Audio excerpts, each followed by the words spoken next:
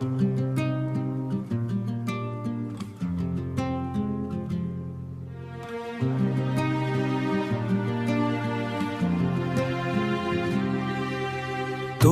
ना के तीर दिलवा पे लागल बा,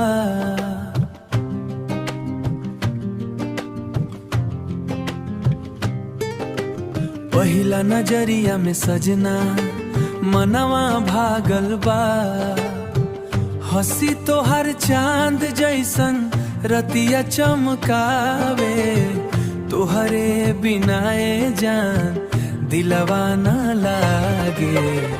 नैना के तीर चलवले बाड़ू, हमारा दिलवा चुरवले बाड़ू। धीरे धीरे प्यार बढ़त बा, सपना में रोज आवत बाड़ू।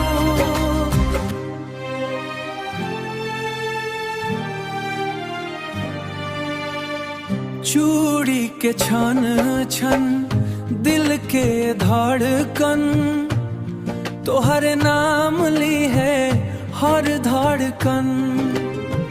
आ बरसात जैसन प्यार और बड़कन, बरसात जैसन प्यार और बरसे। साथे रहब जन्म जनम। नैना के तीर चलवले बाड़ू, हमारा दिलवा चुरवले बाड़ू। धीरे धीरे प्यार बढ़त बा, सपना में रोज आवत बाड़ू। सपना मेरे रोज आवत बाड़ू। ओ सजनी तोहार प्यार कमाल बा, नैना के तीर सीधा दिल के पार बा। When the night falls softly on the city lights, you're the melody that makes my heart ignite. Every little whisper, every gentle smile makes the world feel perfect for a while. And when you hold my hand so tight, the stars begin to shine tonight.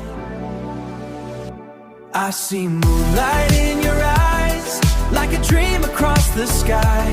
Every heartbeat calls your name, nothing ever feels the same. Stay with me till morning light, love me through the dark tonight. You're the reason my heart flies. I see moonlight in your eyes, walking through the rain beside your soul. You make every broken piece feel whole, like a summer song that never fades away. I could love you more with every day. I see moonlight in your eyes, like a dream across the sky. Every heartbeat calls your name, nothing ever feels the same. Stay with me till morning light.